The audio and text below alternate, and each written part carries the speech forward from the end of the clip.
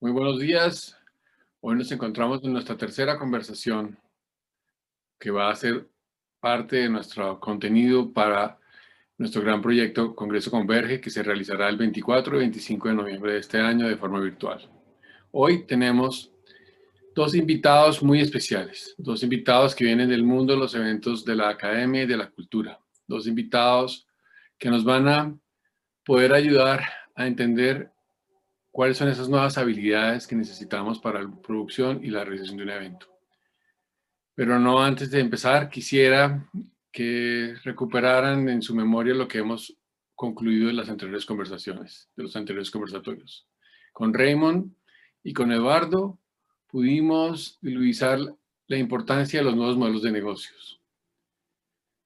Con Cristian Guarín y con Wilfredo pudimos darnos cuenta de la importancia de ir más allá de un protocolo de bioseguridad.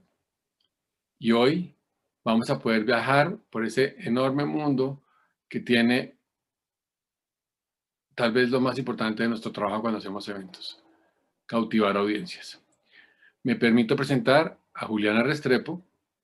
Ella es actualmente la directora general de eventos y foros Semana. Entre 2016 y 2019 dirigió el Instituto Distrital de las Artes y de Artes, entidad de la Alcaldía de Bogotá dedicada al fomento de las artes en el Distrito Capital. Previamente dirigió la Unidad Cultural de Publicaciones Semana, Obra Semana, con un amplio recorrido en medios digitales en Colombia y América Latina. En los últimos 12 años ha estado dedicada a la gestión cultural.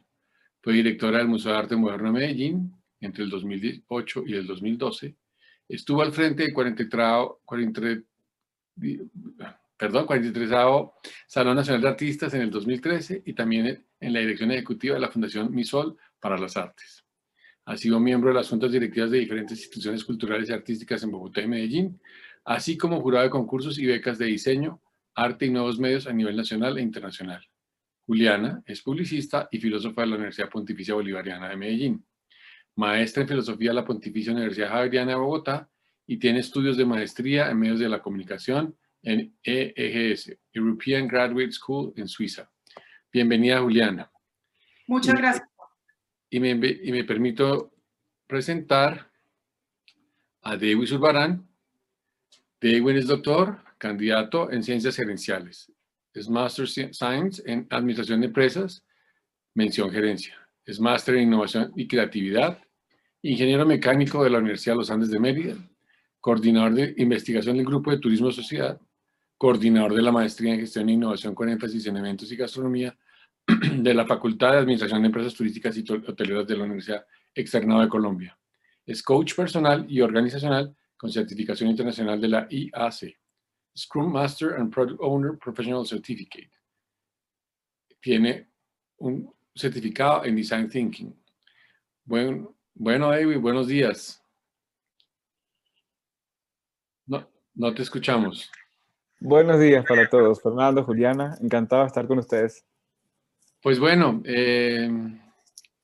estimada audiencia, y me siento muy honrado de poder tener aquí a dos personas que nos van a hablar hoy, tal vez de la otra parte que la pandemia evidenció, que los eventos no son solo entretenimiento. La mayor cantidad de eventos que se hacen en un país son del orden de la transferencia de conocimiento y del orden de la cultura. Sin lugar a dudas, los dos sectores que más se han visto afectadas por todas las restricciones. De acuerdo con lo que estipulamos para esta conversatorio de hoy, existe una serie de preguntas que han surgido entre nosotros y que yo creo que podría darle la palabra a Juliana para que pudiéramos como tal vez iniciar mostrando cuáles son los retos para producir un evento digital y un evento presencial, porque para mí las diferencias es lo que de verdad importa. ¿Tú qué opinas al respecto, Juliana?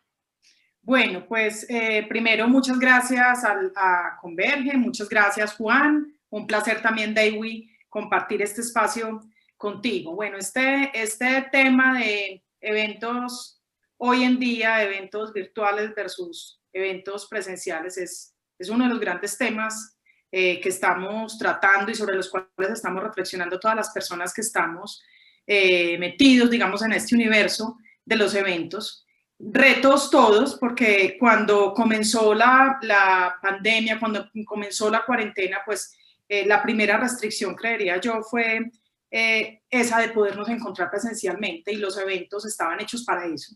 Los eventos de toda índole, no solamente los de entretenimiento, sino también los de conocimiento, como tú decías, no solamente estaban hechos para uno ir a ver a un artista o a un presentador o a un gran speaker en un escenario, sino que también estaban hechos para encontrarnos presencialmente. O sea, era el espacio por excelencia para el encuentro, para poder disfrutar y pasar un buen tiempo con amigos, con la pareja, en un espacio totalmente abierto y tener una experiencia de ese tipo. Entonces, claro, cuando reducen, cuando restringen, perdón, la posibilidad de encontrarnos presencialmente, ahí se rompía de entrada esa posibilidad de encontrarnos con más gente. Pero quedaba todavía la oportunidad de poder presenciar o poder tener la experiencia de ver a un artista o de ver a un speaker. Y esa posibilidad era pues a través de una pantalla. Entonces, ahí empieza el primer reto. El primer reto es cómo es que va a ser posible que ahora lo hagamos, cuáles son las plataformas disponibles y hubo, digamos, ahí se evidenció una brecha muy importante. Todos creíamos que sabíamos de digital hasta que empezó esta pandemia. Entonces, una primera evidencia clara de que no conocíamos lo suficiente, que no conocíamos todas las herramientas disponibles, de que no sabíamos cómo llegarle a esas audiencias, y a pesar de que sabíamos que existían las redes sociales, sabíamos que había plataformas en las que ya se hacían conferencias, por ejemplo, que empezaron también muy rápidamente a prestarse y a mostrarse como las posibilidades para realizar los eventos. Entonces eso fue muy positivo. Pero entonces digamos que ese primer reto al que nos enfrentamos fue al reto de lo digital, de volver digital y de posibilitar el encuentro digital, no solamente con el artista o con el presentador, sino también con los demás asistentes. Entonces yo creo que ahí está el primer reto. Hay 1000 diferencias entre hacer un evento para la presencialidad y hacer un evento en la virtualidad. También hay varios espacios en los que coinciden y varios retos, digamos, que comparten, pero también hay millones de diferencias. Es un universo completamente distinto. Algunas personas piensan que es mucho más fácil hacerlo en virtual porque de entrada piensan como no, pues es que te estás ahorrando el salón. En el caso nuestro de eventos y foros semana, le dicen a uno no, pues es que te estás ahorrando el salón, te estás ahorrando el catering, pero en realidad el mundo de la virtualidad exige una cantidad de cosas que la gente no conoce hasta que no estás ahí enfrentando. Entonces tienes que empezar a lidiar con las herramientas tecnológicas, con todos los riesgos que tiene un evento de estas características. Empiezas también a tener que trabajar en cómo traer esas audiencias y poderlas sentar allí, tenerlas cautivas durante la duración, digamos, del evento. Entonces, son otra cantidad de retos diferentes, aunque coinciden pues esa condición de que en todo caso hay una audiencia que está, digamos, esperando que le entreguen un contenido de entretenimiento, de conocimiento, de cualquier índole, y unas personas que van a estar entregando ese conocimiento. El lugar donde se encuentran, que en el mundo de la presencialidad pues era un estadio, era un auditorio y demás, y en el mundo de la virtualidad pues hay un abanico de posibilidades de diferentes plataformas que de acuerdo a la cantidad de gente que permitan, asimismo varían sus precios y las posibilidades, por ejemplo, de interacción. Muy bien, y David, ¿qué opina? ¿Cómo cambió cuál es ese reto? Sí, pues creo que muy en línea en lo que nos comparte Juliana. Yo me voy a mencionar 4 grandes elementos, ¿no? En primera instancia, lo que decía Juliana, somos seres sociales. Como seres sociales estamos acostumbrados o queremos, es una necesidad natural, interactuar y compartir con otros. El hecho que actualmente pues nos hayan prácticamente llevado a volcarnos a un evento 100% virtual, a un lugar, a encontrarnos de esta manera, pues pierde un poco esa capacidad, digamos, de interacción. Entonces, nosotros nos comunicamos por diferentes vías, la visual, la auditiva y la kinestésica. Entonces, quizás en este momento estamos con un canal que puede ser auditivo o visual, pero esa parte kinestésica, el contacto, el estar con el otro comienza a perderse y es donde surge el siguiente reto. Es cómo tenemos que aprender o nos ha tocado aprender aspectos relacionados, por ejemplo, con la psicología del consumidor, con una parte del comportamiento humano muy, muy profunda que nos lleva a conocer e interpretar esas audiencias para buscar la manera de mantenerlas conectadas, que estén allí pendientes, que no las perdamos en ninguna fase del proceso. Eh, Se empiezan a utilizar recursos como, por ejemplo, conversábamos en días anteriores, que llegan a tu casa una invitación física, porque se debe mantener un poco esa interacción entre el usuario y el evento, quien está ofreciendo el evento como tal. O como, por ejemplo, nosotros estuvimos en unas experiencias con la universidad donde se desarrollaron unos cursos gastronómicos y fue un elemento de valor importantísimo que las personas que asistían como participantes al evento desde sus casas recibieron kits físicos con, digamos, todos los elementos necesarios para llevar a cabo ese paso a paso de la actividad gastronómica o de la cata de vinos, por ejemplo, que estaban en el proceso que estaban aprendiendo. Entonces, esos elementos, esos pequeños detalles, se suman desde ese conocimiento de la psicología del consumidor y entender la conducta humana, para entonces utilizar herramientas que tienen que ver o que están mucho en el campo de la psicología, pero que se traen para ese proceso de enganchar en los eventos. Y ahí viene el tercer elemento o el tercer reto importante, que son las personas. Hemos aprendido que hay una necesidad de desarrollar competencias, de que las personas deben tener unas competencias específicas y particulares. Y en el caso de la academia hay un reto importante porque debemos comprender que hay nuevos perfiles, debemos comprender que el mercado tiene unas necesidades muy específicas y que tenemos una deuda importante en el sentido de ofrecer formaciones y ofrecer espacios donde las personas desarrollen estas capacidades que son inherentes a ese proceso. En ese sentido, pues nuevos perfiles y nuevas competencias de cara a quien organiza el evento, porque ahí hay un mundo de situaciones y cosas, como lo mencionaba muy bien Juliana, de temas digitales, de habilidades en todo lo que es la gestión tecnológica, que creíamos, suponíamos que las dominábamos, pero resulta que es un mundo tan grande que se están quedando cosas que no conocemos. ¿Quién organiza? ¿Quién es el invitado o el facilitador del proceso? Porque estas personas que están siendo los conferencistas, quienes están de cara al usuario, en este caso de un evento digital, deben tener herramientas para hacer interactuar, para tener elementos de oratoria, para no dormir a la gente y no perderlas en el proceso.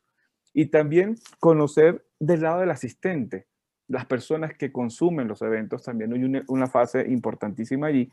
Y creo que como cuatro elementos, y quizás más adelante Juan tendrá oportunidad de mencionar alguna de esas competencias que son requeridas o que pueden ser, digamos, fundamentales en esta etapa que estamos viviendo y que quedarán a futuro, porque cuando ya hablamos de los eventos híbridos y mezclamos esa parte de la presencialidad con la virtualidad, pues deben quedar, digamos, conjugadas allí. Finalmente es el tema de la transformación digital. Es decir, la transformación digital que va más allá de la incorporación de tecnología, más allá del manejo de un software o un hardware. Es un proceso de transformación cultural, es un proceso de sensibilización que nos hace pensar diferente. Pensar en digital es un lenguaje y una forma diferente. Y entonces aparecen los nativos digitales, los migrantes digitales, y entonces tenemos que aprender y armonizar un lenguaje importante. Ahí se suman los temas de accesibilidad y conexión. Hay retos y en nuestro país nos hemos dado cuenta que podemos tener accesibilidad a eventos de la manera virtual a través, digamos, o en las principales ciudades. Pero ¿qué pasa en la medida que nos vamos alejando y adentrando a los territorios donde no tenemos esa conectividad, ese acceso? Entonces estamos perdiendo, digamos, como cierto alcance. Entonces, eso es otro de los grandes retos. que creo que en estos momentos, para mantener públicos cautivos y seguir gestionando, debemos considerar. Entonces, Juliana, en tu vasta experiencia de haber mezclado la cultura del arte y ¿por qué no la academia? ¿Cuáles serían, según lo que acaba de decir Dewi, la mejor manera de cautivar a esas audiencias? Porque veo que tu mayor reto hoy en día es mantenernos unidos a tus foros. Pues volviendo con el tema de los retos, yo creo que ese es uno de los grandes retos que tienen los eventos digitales, porque cuando estábamos en el mundo de la presencialidad, uno tenía más o menos claro, pues que cuando llegaban los asistentes, digamos, a un auditorio o a un estadio, como decía hace un momento, pues la gente permanece desde el inicio hasta el final. Habrá momentos en los que está más interesado en lo que está diciendo el conferencista, pero habrá otros espacios en los que quizás no está tan interesado y está haciendo networking con otros asistentes. En el caso, pero la gente permanecía allí, en el auditorio, entonces más o menos uno tenía, digamos, la certeza de que al iniciar un foro teníamos 300 personas, en la segunda charla había 250, en la tercera una charla muy taquillera, entonces volvió a llenar el auditorio y al finalizar el foro hacia el mediodía ya había 120, por decirte algo. Y uno sabe que es gente que está ahí sentada en el auditorio de alguna manera mirando al conferencista. Pero en el caso de los eventos digitales es muy distinto porque uno sabe que hay un público que está, digamos, viendo el evento, que está ahí asistiendo, porque la plataforma, y en digital esa es una de las maravillas de digital, que todo se puede medir. Uno sabe que están allí, pero uno no sabe todavía quiénes son, a no ser que hayas conseguido un registro. Uno puede tener eventos cerrados o eventos abiertos, de acuerdo al interés, pero supongamos que es un evento abierto donde puede haber mucho público y que lo estás transmitiendo por redes sociales, entonces no sabes quién es tu público. O sea, sabes que allá hay un grupo de personas, sabes a quiénes convocaste, porque tienes unas bases de datos a través de las cuales hiciste una convocatoria, porque hiciste, digamos, una pauta en redes sociales para convocar, digamos, a una audiencia específica, pero al final los asistentes no sabes quiénes son. Estoy poniendo el caso de que estás transmitiendo por redes sociales, pero tienes el número que te arroja la plataforma. Pero tampoco sabes si esas personas simplemente dejaron el computador allí prendido y se pararon y se fueron a otro lado, o si efectivamente están ahí sentadas viendo el evento de inicio a fin. Entonces yo creo que ahí hay un gran reto. Hemos visto como los números en general, y no me refiero a los números, digamos, del proyecto en el cual yo trabajo.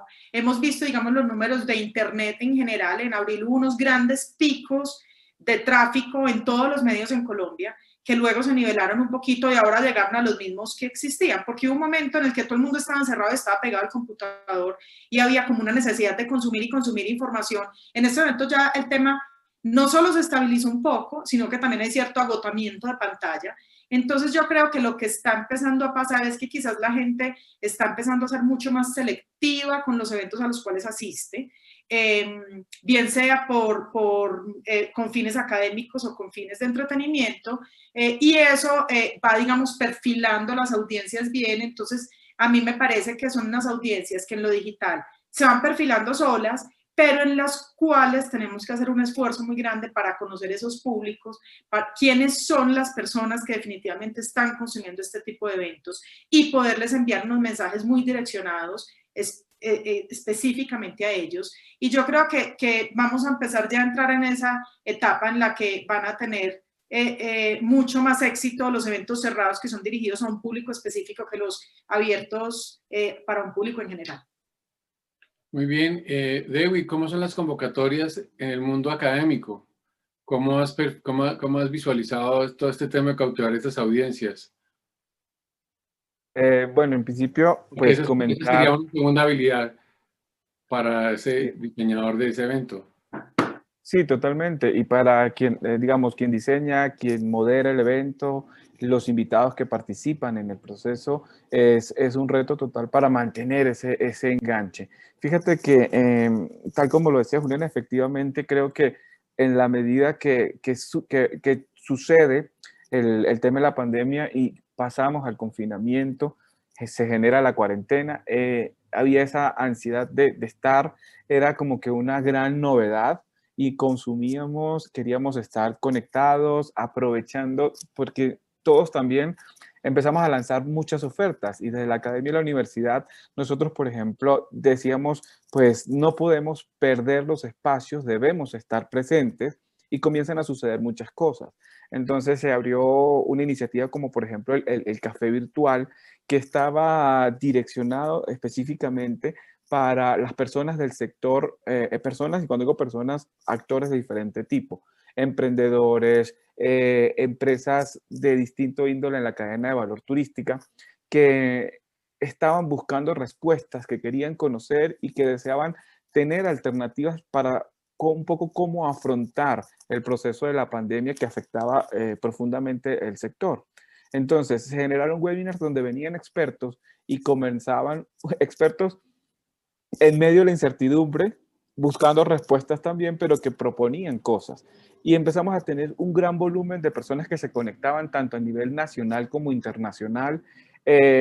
Hicimos webinars, participábamos en congresos, se dio la posibilidad, digamos, de que la movilidad a nivel académico se incrementara notablemente. Es decir, no necesitábamos trasladarnos a la universidad, por ejemplo, en México, en Perú, en cualquier universidad europea, sino que a través de la conexión virtual podíamos en las plataformas participar en numerosos eventos y de una manera mucho más rápida y económica. Eso fue algo que aprendimos y también dijimos, bueno, pues ya los eventos tienen que empezar a concebirse de una manera diferente, con un poco de presencialidad, pero abrir la posibilidad para que esa globalización y esa posibilidad se haga mucho más accesible y amigable.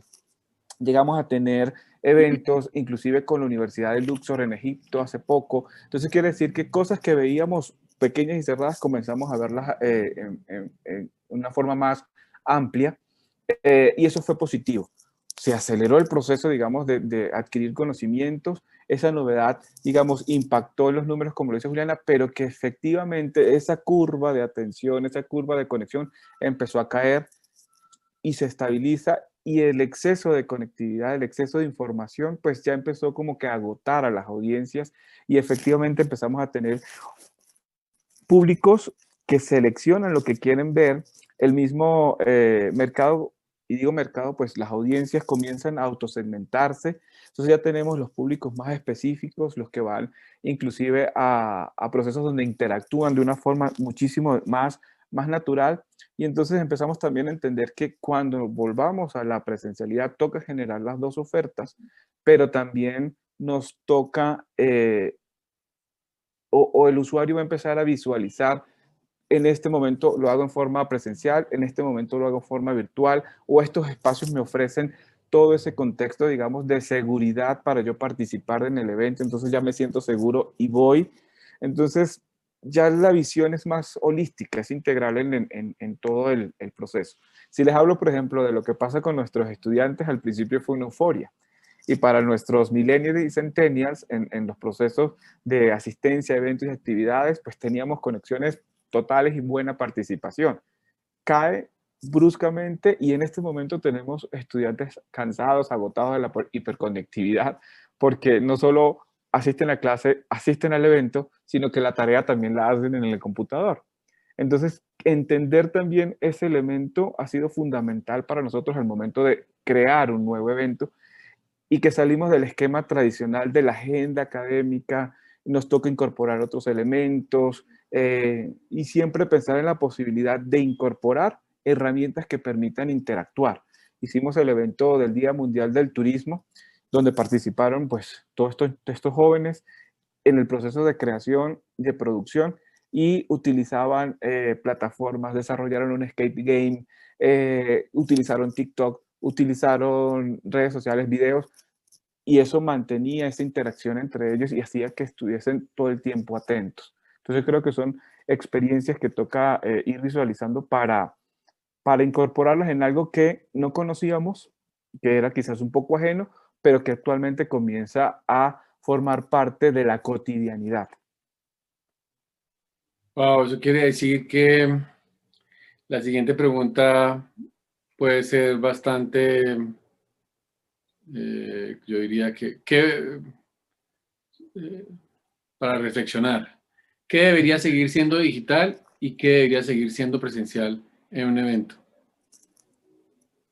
Juliana, ¿tú qué opinas? Bien, Juan, solamente quiero agregar una cosita antes al tema Perfecto. anterior y es que para el tema de las audiencias hay otros temas en digital que son muy importantes, que es el nombre que le pones, digamos, si es un webinar, el nombre que le pones a tu webinar, y uno, pues el nombre, el diseño, ¿sabes? Todo lo que en el caso de un evento presencial también existía como la escenografía, desde la invitación, desde el nombre, el espacio donde lo ibas a hacer. Aquí pues el espacio es siempre la pantalla, pero entonces uno empieza a jugar con otros componentes. A eso sumarle que uno tiene un universo de contenidos en Internet que resultan siendo competencia de tu evento.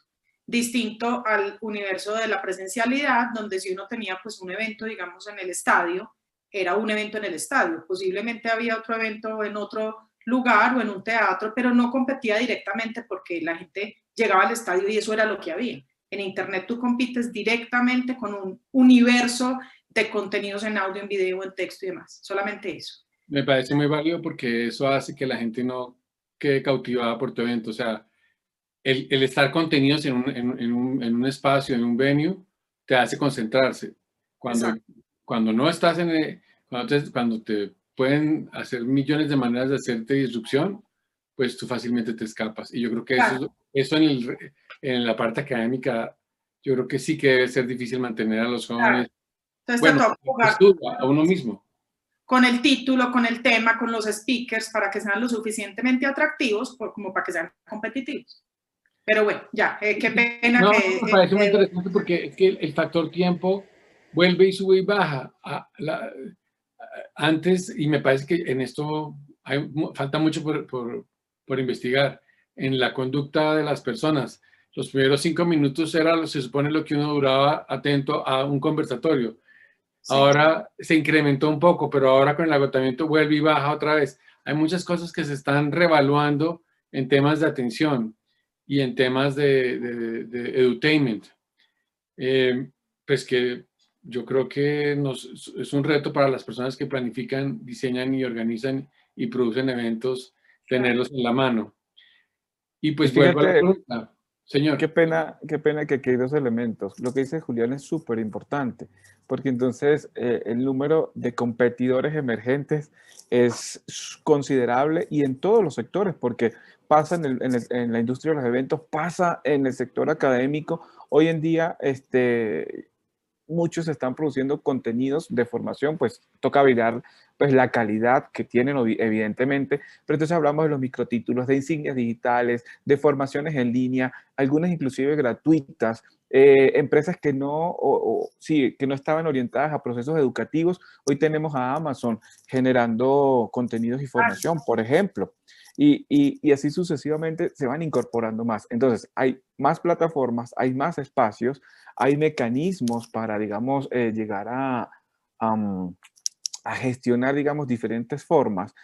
Zoom se ha venido transformando en forma rápida, pero no era la plataforma lo que era en un principio, que le tocó, digamos, como lo contaba Juliana, evolucionar rápidamente. Entonces, en esa medida, el contexto a nivel de competencias y de surgimiento de nuevos competidores es bárbaro, es muy agresivo y nos hace o nos obliga a que esos procesos tienen que ser muchísimo más rápidos, más ágiles. Nuestro pensamiento tiene que ser totalmente cambiante y disruptivo. Ante eso, de perder las audiencias, entonces no era lo mismo estar en el auditorio, ver caras, ver esa parte del paralenguaje, del comportamiento, de las personas, ahora pues los perdemos y no sabemos, no es tan fácil determinar, porque sencillamente te bloquean la pantalla y tú no sabes qué está sucediendo. Mientras que el que estaba ahí presente, tú ibas leyendo cosas con su corporalidad, la posición de sus brazos, la forma en la mirada, o sea, está aburrido, inclusive para el conferencista eran señales, ¿sí? Claro. Entonces todo eso se comienza a diluir y el reto es, como tú lo decías, Fernando, mucho mayor. A mantener la atención de públicos, de jóvenes, o sea, es que ha colocado a cada uno y específicamente la docencia, a los docentes, a más que ser creativos e innovadores, a estar en un proceso de reciclaje y de reconstrucción constante. Si antes tú lo hacías cada semestre para incorporar cosas nuevas, esto es cada semana, esto es cada encuentro. ¿Qué debería seguir siendo presencial y qué debería seguir siendo digital en el 2021? Pues yo diría que ya que entramos en este universo y vimos todas las bondades del mundo digital, lo que podemos hacer, en los limitantes, eso también es un reto que es muy provocador, entonces uno quiere seguir mejorando y explorando y demás, entonces yo creo que los eventos virtuales llegaron para quedarse, pero eso no quiere decir que todo vaya a ser virtual, yo sí creo que vamos a entrar en una dinámica híbrida. Cuando preguntas qué debería seguir siendo virtual y qué debería seguir siendo presencial, no sé si esa sería la pregunta, sino más bien si van a seguir existiendo, y yo diría que van a seguir existiendo. Eso es lo interesante, que una vez podamos volver al mundo de la presencialidad, esto ya va a seguir siendo siempre presencial con una dosis de virtualidad, de modo que las personas que puedan ir de manera presencial al evento, fantástico, y aquellas que no pueden, pues que puedan asistir de manera virtual. Asimismo, digamos, en términos de boletería, pensaría yo que existe la posibilidad de que se abran esos dos canales y que uno pueda comprar la boleta para verlo presencial o la boleta para verlo virtual, en el caso de conciertos, y creo que eso va a empezar a tener una dinámica bien interesante. Bueno, antes que me respondas, Dewi, ¿o quieres completarlo para yo? Es que hay una Sí, pregunta muy interesante de la audiencia que me gustaría exponerla, pero por favor termina. pues digamos de manera muy sucinta y quizás en línea con lo que dice Juliana, es que creo que no desaparecerá ninguno de los dos elementos y el decir qué queda o qué no queda, pues va muy en función del consumidor, es decir, del usuario. Entonces aquí vamos a tener distintos tipos de usuarios. Posiblemente vamos a tener un elemento de inclusión importante, porque quizás en un evento masivo donde una persona con limitaciones no podía asistir, lo va a poder hacer ahora con esta apertura de manera virtual y va a participar de una u otra manera del evento. Eso puede ser una cosa súper positiva. También que exista la posibilidad de que se genere entonces la oferta y empezaremos a ver estadísticas de cómo se comporta para saber qué porcentaje será, digamos, desde la presencialidad y qué quedará con conexión virtual y qué elementos específicamente se deben incorporar para mantener esa armonía entre las dos ofertas. Entonces, vamos a tener acceso inclusive porque ya todos vamos a pensar que un evento, y así lo estamos haciendo en la universidad, estamos pensando en un congreso para el año que viene, ya lo miramos como híbrido. Y entonces empezamos a estimar, bueno, cuántos van a venir en forma presencial y qué tenemos para el presencial. Entonces tenemos el contexto, los libros, la interacción, la feria, y estamos pensando qué se va a suceder con el que va a estar conectado virtualmente. Pero también nos da la posibilidad, como les decía, de que no solo va a ser un público pequeño y reducido, sino inclusive tenemos la posibilidad de que vengan más personas a asistir a ese evento. Vamos a tener más ponentes, vamos a tener más participaciones con artículos. O sea, creo que la dinámica va a ser interesante y lo que nos toca es como comprender cómo equilibrar y generar la oferta. Y esto puede ser la oferta, y voy a poner un ejemplo quizás muy básico, que por ejemplo en la carta del menú existe la posibilidad de un menú general completo, pero también para aquel que puede ser celíaco o que puede ser vegano. Entonces, o me voy al restaurante específico, especializado, si es mi intención y solo quiero comida vegana, o que tenga la posibilidad de seleccionar en el menú. Entonces, de la misma manera, creo que ese proceso va a venirse dando en el tema de presencial virtual en el marco de los eventos. Claro. Muy bien. Una pregunta de la audiencia de Raymond Torrens, abro comillas. A mi parecer, en los eventos híbridos o online, como en el mundo del espectáculo, es fundamental el ritmo. Se trata de mantener al espectador pegado a la pantalla con una sensación de esto no me lo puedo perder.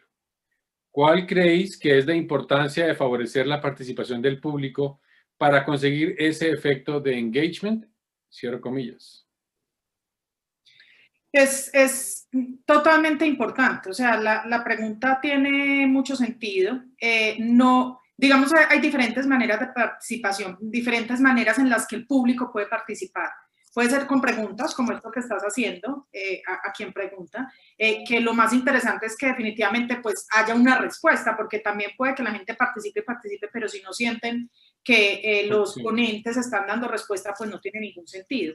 Pero hay también otras herramientas de participación que están disponibles ya y que las tienen algunas plataformas. Entonces existen encuestas en las que la gente puede participar, existen juegos en los que la gente puede participar, existen votaciones en los que la gente puede participar y eso le da dinámica. También es muy útil que los ponentes pues traigan sus presentaciones, que uno, digamos, cuando es un evento de toda una mañana o de todo un día, que se puedan variar las metodologías en el evento, entonces que de repente tengas un video y luego tengas una conferencia y luego tengas un panel y eso le genera un ritmo y esto mezclado con lo que decía Deivo al principio. Habrá unos ponentes que se vuelvan fantásticos para hacer charlas en internet y habrá otros ponentes que definitivamente son unos rockstars en el mundo presencial, pero no saben hablar en una pantalla. Entonces ahí también se va a empezar a filtrar un poco, pero definitivamente la participación es clave y seguramente hay plataformas que lo están haciendo mucho mejor y eso también se irá filtrando. Muy bien, muchas gracias. Dewi, ¿qué opinas al respecto? Pues me encanta montar bicicletas y hago en el gimnasio bici también y en la calle. Y hay un elemento importante que es la cadencia, el ritmo. Es decir, ese ritmo adecuado para no agotarte, ¿sí? Pero tampoco para detenerte y que te caigas de la bicicleta. Si lo haces también muy rápido, te cansas y se acabó todo lo que tenías que decir. Si lo haces muy lento, vas a dormir la audiencia. Y acá agradezco esa pregunta y aprovecho para saludar a Raymond, que efectivamente es otro de los retos. Otro de los retos para quienes organizan y sepan colocar distintas cosas en distintos momentos. Si antes en un proceso de facilitación, por ejemplo, cada 20 minutos yo debería hacer un refrescamiento, como tú decías, ese tiempo pues se acorta y debo utilizar distintas herramientas. Entonces, si yo estoy en mi proceso de interacción, debe haber un elemento de apoyo también que, como lo dice Juliana, utilice el juego, utilice la gamificación, por decirlo de una manera, utilice los recursos como el cuestionario, la estadística, la pregunta, para que la gente siempre esté allí. En mi país hay uno de mis mentores, se llama Juan Carlos Caramés. Él siempre nos hablaba del efecto wow, ¿sí? O la acción whitrómica, como lo llama. Y es siempre generar la expectativa. O sea, ¿qué va a suceder? Porque en la medida que tú vas generando esa expectativa, pues yo me quedo enganchado y estoy viendo, pero ¿qué va a pasar ahora? Entonces es un poco de generar ese enganche, ese suspenso, eso qué va a suceder y empiezo a dar en pequeñas cuotas y es parte de la estrategia que el conferencista tiene que ir manejando, ¿sí? Es mostrar un poco, pero no soltarlo todo e ir trabajando en esa gestión. Y por eso el tema, como lo menciona Raymond, del ritmo es clave, ¿sí? Y es clave desde quien está haciendo la presentación hasta el que está organizando y colocando los elementos en forma estratégica. Creo que aquí, en ese tablero del ajedrez, hay que hacer los movimientos en forma muy precisa y estratégica, y aquí surgirá para nosotros en la academia un campo súper interesante de investigación acerca de los comportamientos y las respuestas ante el uso de Entonces, esta pregunta de la audiencia cae como anillo al dedo. ¿Qué hace Olga Cecilia Pardo? Los costos son un factor clave y de decisión para la producción del evento digital y presencial.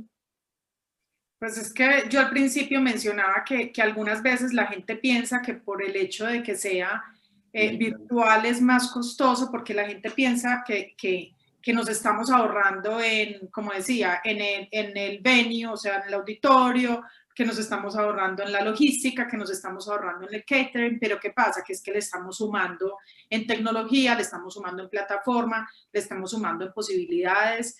Entonces, depende, hay 1000 factores, digamos, que hacen que el valor, que el precio varíe.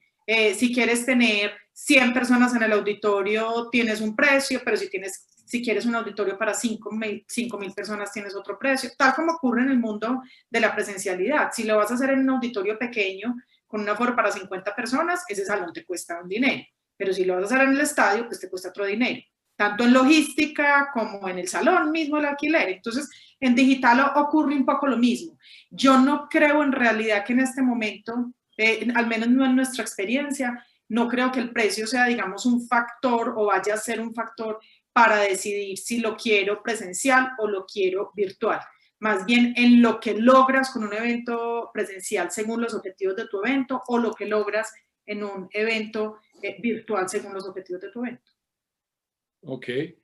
Eso significa que en un futuro los aforos de los salones van a cambiar definitivamente. Y las expectativas de ser rentables en uno y en otro van a depender, como dice Dewi, de la sumatoria de las dos posibilidades de cautivar a las audiencias.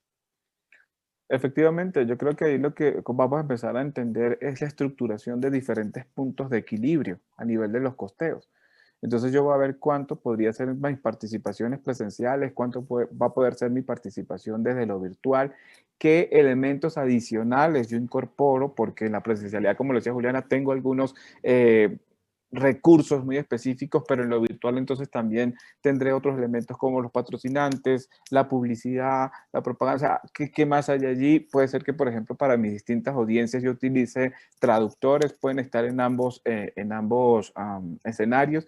Entonces, yo creo que es el más que nos va a... Es que estamos en un proceso de rediseño, de generar nuevas estadísticas y comprender nuevos comportamientos. ¿Qué participación hay y cómo yo alcanzo un punto de equilibrio en función, muy bien, y rescato esas palabras de Juliana, de mi objetivo y de los alcances del evento, de lo que yo espero de ese evento? Eso comenzará a justificar, digamos, el norte de esa inversión o de lo que yo estoy esperando. Sí, pero yo creo que con respecto a los aforos, Juan, eso es hay una gran incertidumbre. Eso no, yo no diría que los aforos van a cambiar. Hoy mismo se está inaugurando un gran escenario en Barranquilla, con toda la expectativa, porque todos en el fondo de nuestro corazón pensamos que tenemos que volver a esa posibilidad. Entonces, yo no diría que es un hecho que los aforos van a cambiar, pues quizás lo que va a cambiar es que vamos a tener unas posibilidades distintas, que ahora puedes alquilarte un auditorio de 100 personas, tener 100 personas presenciales, pero además sumarle que puedes tener 500 en virtual. Entonces ya haces un evento de 600 personas, 100 ahí en el salón y 500 por internet. Es más como en esa línea, pero yo no creo que los aforos de los salones, o al menos eso es lo que espero, pero eso hay una gran incertidumbre al respecto. Totalmente. Actualmente en Alemania, con el lockdown de estas 2 semanas, ya había unas ferias programadas. Decidieron recrear virtualmente los recintos feriales y seguir haciendo la feria. Y la gente está entrando a un espacio virtual igual a la Feria de Colonia, igual a la Feria de Dortmund. ¿Creen que recrear esos espacios o esos iconos o esos venues de alguna manera es mantener ligado a la presencialidad, o es un hecho o una salida o una respuesta temporal el tener que recrear los espacios donde usualmente nos encontrábamos? Eso lo digo porque muchas veces en el mundo de los eventos utilizábamos los atractivos turísticos y al no poder usarlos o visitarlos y en este caso tener la experiencia de ese evento en ese atractivo turístico, ¿será una manera interesante de mantenernos ligados o esto es algo que yo simplemente lo enuncio como algo romántico? No sé, David, sí, pues yo no sé, yo creo que es una manera de hacerlo. Uno puede elegir hacerlo más frío o hacerlo o recrearlo, simplemente ellos pudieron haber definido recrear otro espacio o hacer como si la gente se sienta como en casa, no sé, pues seguramente tiene una cosa emocional el hecho de poder recorrer los espacios como si estuvieran allá efectivamente en la feria. Creo que es como por ahí, es más un tema como desde las emociones, que uno le tiene que seguir jugando, pues que es un tema de mercadeo, pensaría yo. Recrear Sí. la universidad virtualmente para uno sentirse que sigue estudiando en la universidad. Sí, de hecho, pues yo creo que parte es, bueno, no tienes la posibilidad de hacerlo como lo esperabas, pero al menos aquí tienes la otra alternativa. No suple al 100%, pero es una alternativa. Utilizar la tecnología desde la realidad aumentada o la realidad virtual, pues son recursos que se están incorporando cada vez más en distintas aplicaciones. Entonces ya, por ejemplo, hacer un recorrido del campus para nosotros es algo que inclusive para una persona que está en el proceso de empezar en la universidad o tiene intenciones, ya era una alternativa. Entonces ya hoy en día, por ejemplo, dentro de esa misma oferta, pues hay recorridos en distintas zonas, por ejemplo, de la Candelaria, o para hacer actividades específicas en el marco del evento, se utiliza un recurso donde la persona puede hacer un recorrido en sitio, por ejemplo, ver lo que ofrece a nivel turístico y quizás nos va preparando para ese retorno. Son, digamos, alternativas y seguirá siendo un elemento de conexión finalmente, pero es parte de una construcción de experiencia, ¿sí? Pero definitivamente el estar y el involucrarse, el interactuar con otros, es lo que vamos a terminar, como dice Juliana, haciendo, porque como seres sociales queremos eso, queremos volver a los espacios. Lo que tenemos hoy en día es un poco de incertidumbre, todavía hay desconfianza, algunos son, digamos, más arriesgados que otros, quieren hacer los procesos de una manera más rápida que otros, pero en esa prudencia y en esa recuperación de la confianza, poco a poco vamos a ir regresando a esos espacios. Yo lo veo como una alternativa. Sí, pero yo también quiero mencionar una cosa, Juan y Deiwi, es que pues uno no puede subestimar a la audiencia, pero tampoco sobreestimarla en términos de capacidades, digamos, de comprensión de los entornos digitales. Y lo digo porque, digamos, nosotros que estamos pues en Colombia, en un país que en todo caso todavía tiene tantas limitantes de conectividad a Internet, algunas veces crear unos escenarios o unos entornos virtuales demasiado sofisticados hace que mucha gente no pueda ingresar.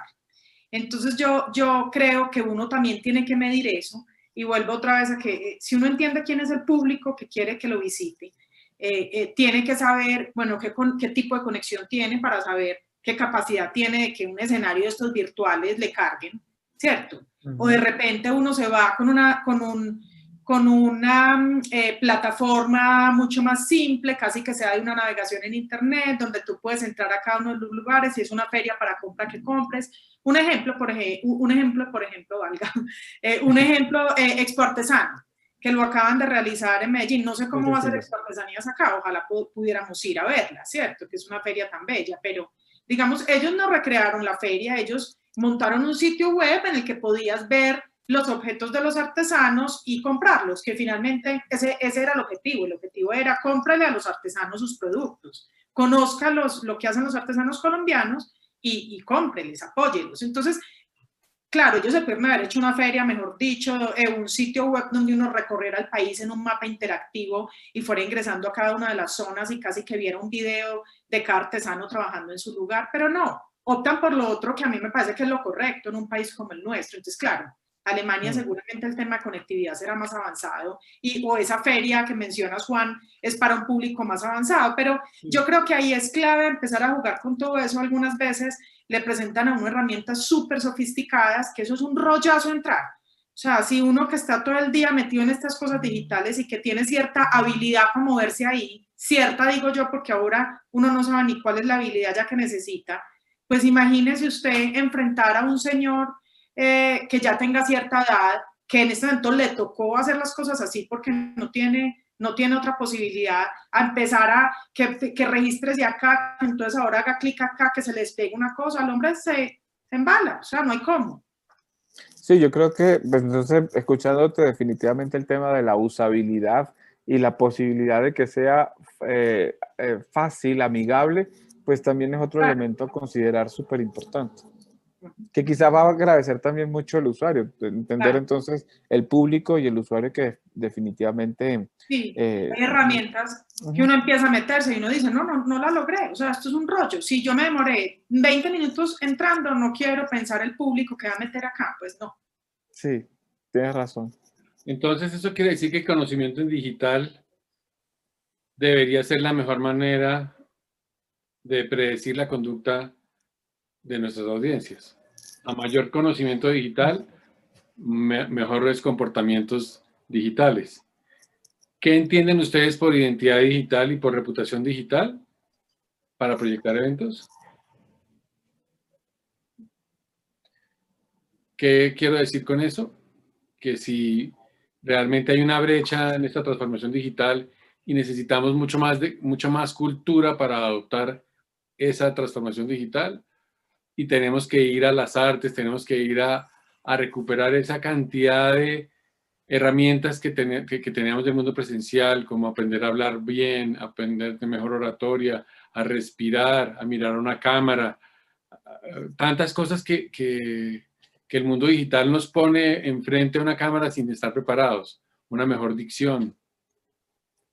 Claro, y ahí Juan conecta con algo que decía Dewey al principio, que es como los oradores o todas estas personas que dan conferencias y que son expertos en ciertos temas, que los invitan a tantos espacios, cómo se tienen que preparar para lograr en digital lo que ya lograban en el mundo de la presencialidad, porque que ya lo hicieran allá no quiere decir que aquí en la pantalla necesariamente lo logren. Esto es otro universo. Verse uno, cuando uno está parado en un auditorio, pues uno no ve cómo se está viendo, ¿sabes? Pero cuando uno está en uno de estos espacios, pues uno tiene al frente el computador y uno ve la pantalla donde se está proyectando, que es exactamente lo mismo que el público está viendo.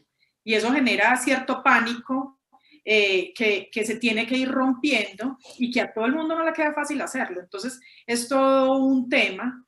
Y cuando decías el tema de reputación digital, ahí hay todo un camino por recorrer, porque uno sí empieza a través de estas plataformas a construir una identidad en lo digital distinta a la que ya tenía por redes y por todo su comportamiento, digamos, en entornos virtuales. Pero aquí, ya en video, es otra imagen la que uno empieza a proyectar. Muy bien. Sí, totalmente. Y un poco en esa línea, y cuando mencionabas que el proceso de transformación digital, y siempre lo menciono, va mucho más allá de la incorporación de la tecnología. Es un proceso de transformación cultural de la forma en que yo veo al mundo. Y aquí, con esas pocas cosas que hasta ahora sé del tema de las personas, el comportamiento y las competencias, es un poco como cosas que van más allá de lo técnico, porque pueden haber competencias técnicas, pero que definitivamente en la actualidad el tema de las competencias blandas o las soft skills se hace fundamental, porque cuando Juliana decía, bueno, yo creo tener una competencia o una habilidad digital, pero no sé si la tengo porque todos los días se va transformando y va siendo más acelerada. Entonces yo creo que más allá de una simple competencia digital, que la puedes dominar y hacer, es que tú tienes que desarrollar habilidades para solución de problemas complejos. Entonces, eso ya es una competencia superior que está en otro nivel, porque entonces yo no solo domino lo digital o lo que sea hasta ahora, sino debo estar en la capacidad de dar respuesta a otras cosas. Entonces, se suman cosas como la solución de problemas complejos, el pensamiento abstracto y disruptivo, y eso va hacia la creatividad de las personas, porque entonces cada reto va sumando elementos adicionales. Gestión de equipos. Aquí se genera un elemento importante que es esa forma de coordinar y hablar un lenguaje armónico donde pueden haber distintas brechas o existen brechas generacionales, distintas formas de ver y ahora no solamente lo enfocas que para quizás un mismo evento digital, pues tienes que utilizar diferentes recursos porque vas a atender diferentes miradas culturales. ¿Ok? Entonces, todos esos aspectos, digamos, suman a ese proceso. Y cuando tú hablas de esa identidad digital, de hecho, el concepto todavía, para mí, creo que quizás se está como construyendo, que todavía hay cosas que se tienen que como que aclarar y definir en el proceso. Y bien lo decía Juliana, pues hablar de reputación digital implica construir también a partir de una imagen una serie de elementos que tienen, creo que, otros atributos distintos. Suman los atributos tradicionales, pero se suman unos nuevos atributos. Wow. ¿Podrías resumir cuáles serían esas habilidades esenciales o blandas más importantes de las 8 que conoces o las que conoces? Sí, fíjate que hay un estudio hecho por Harvard donde menciona cuáles son las habilidades de cara a estos procesos complejos y a lo que se denomina la cuarta revolución industrial o era del conocimiento. Y ahí se mencionan en orden, tiene 10, y son solucionar problemas complejos. En segundo lugar, desarrollar pensamiento crítico y disruptivo. Tercer lugar, la creatividad, la gerencia de personas. En cuarto lugar, coordinación con otros, es decir, la empatía y la posibilidad de articularme con otros. La inteligencia emocional, y fíjense que ese reconocimiento propio y de los elementos personales, cómo irradia hacia la manera en que yo recibo cosas, es decir, lo que sucede y cómo me comporto para interactuar con otros. El juicio y la toma de decisiones. Mi jefe siempre decía, un jefe que tuve me decía que más que jefe era un líder. Lo mejor que puedes tomar para las preocupaciones es tomar decisiones. Mientras más postergas un proceso, pues definitivamente la angustia se hace más larga. Y lo que hay que hacer es justamente eso, tomar decisiones. Orientación al servicio, la negociación y la flexibilidad cognitiva. Es decir, creemos ser expertos, pero quizás cada vez se pone en evidencia que hay un mundo más amplio y desconocido. Entonces, lo que sé, lo manejo, lo pongo al servicio, pero debo tener suficiente apertura también para escuchar distintas miradas e incorporar cosas nuevas que, como decía Juliana, pues evolucionan muy rápidamente. ¿Y tú qué opinas, Juliana? No, yo creo que todo eso en realidad sirve no solamente para este universo del que estamos hablando, sino para la vida en general. Sí. Efigenia Pinzón Guerrero hace la siguiente pregunta. ¿Cuáles son los aspectos vitales que se debe tener en cuenta al crear un evento virtual? ¿Cuáles son las mejores plataformas para realizar eventos virtuales? ¿Y cómo saber cuál es la plataforma adecuada para mi evento? Efigenia es una asistente al evento. Mira, yo creo que hay un asunto que responde a esas preguntas, y es que uno siempre tiene que volver a lo básico de todos estos temas de comunicación, que es lo que uno hace con un evento, y es siempre volver a cuál es el objetivo de mi evento y cuál es el público objetivo de mi evento. Y una vez tú tienes esas dos cosas resueltas, súper claras, y no te vas a mover de ahí, porque uno no tiene este objetivo, pero de pronto este, o este público objetivo, pero de pronto este, sino que tenga absoluta claridad, eso te define la plataforma. Porque ya sabes, entonces si el público objetivo es este, yo necesito una plataforma que permita hacer esto.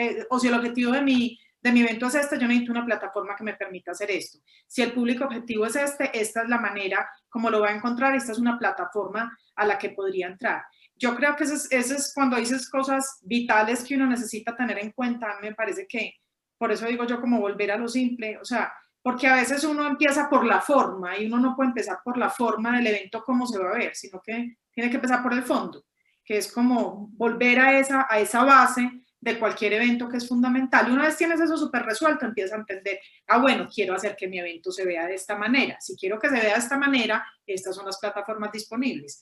Plataformas hay muchas,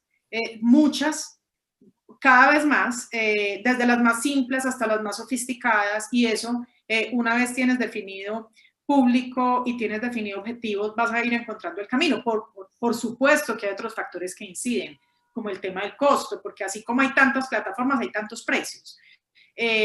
Pero hay otros temas que en el universo de lo digital empiezan también a jugar, como es toda la distribución de ese en vivo que vas a hacer, por dónde lo vas a tirar.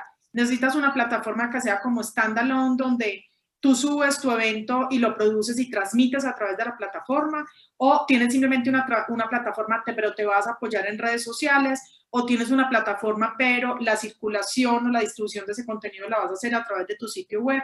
Entonces son todos esos temas que tienes que tener en cuenta, pero yo quiero insistir sobre definir muy bien el objetivo y el público del evento.